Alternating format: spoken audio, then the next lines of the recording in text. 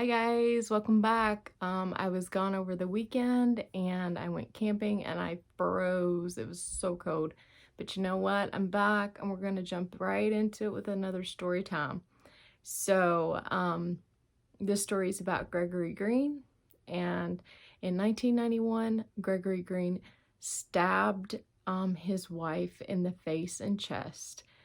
He killed her and their unborn child, and he called 911 and waited for the police to arrive.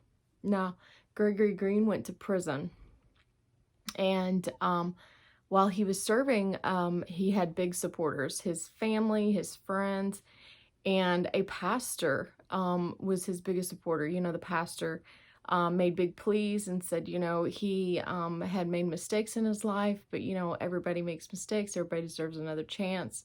So he was very motivated to help Gregory Green, you know, get out of prison. And after 16 years, he was released early. Now, when Gregory Green got out of prison, he ended up marrying the pastor's daughter in 2008. In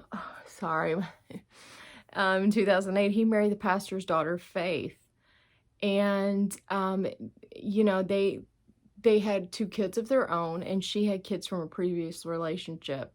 So in 2016, Faith, the pastor's daughter, you know, she had married Gregory Green. Sorry, my nose always itches when I get on. And in 2016, she wakes up and her hands are bound with duct tape and zip ties. And she's been shot in the foot, and her face was slashed with a box cutter. Now, laying next to her are her kids.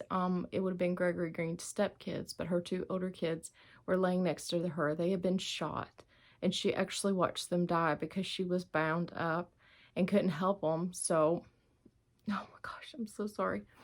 So she was helpless. She couldn't help them, and they died from their gunshot wounds. Now, upstairs, Gregory Green had already poisoned the 2 children that they had together, Coy and Kaylee, a 4- and 5-year-old. He had already killed them with carbon monoxide poisoning. And I think that the way that happened was he thought he killed Faith, but he didn't. So he had made sure that he killed all the children. Now, once again, what's very weird is he calls 911, reports that he has shot everyone in the house, and waits again for the police. Now, isn't this crazy? You know, I read this, and you feel like, you know, to me, that's not something that's excusable, that he actually had killed his wife from before, you know, from his first marriage. He killed her too. He had killed her. And then there he's serving a prison sentence for killing her. He's a murderer.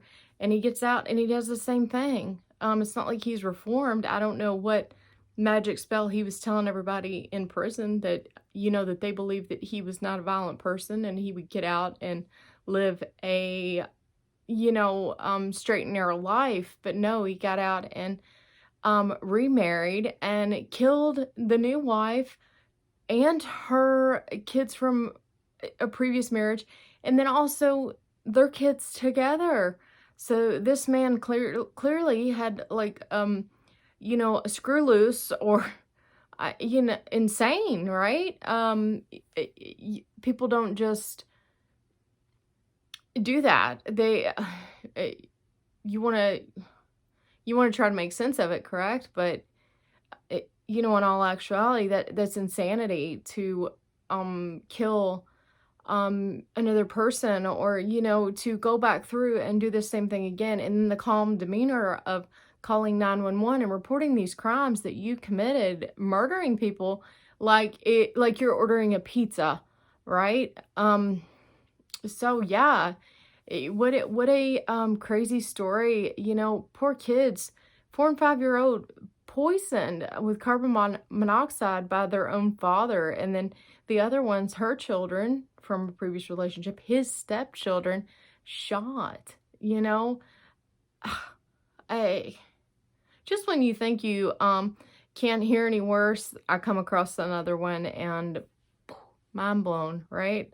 And I'm like, yeah, that's the next story because, you know, you get on and you're like, uh, the insanity, the world's gone crazy. Obviously with, you know, everything going on, you just know it just gets more and more the stories, the more stuff you hear about and, you know, realize that, you know, people are just, it's a whole new level, right? It's a whole new level of crazy. I guess we can all agree on that. Okay, so that's the story. And, you know, I missed you guys. So I hope everybody's doing great. Stay tuned. Next story time soon. And be sure and like, subscribe. Bye, guys.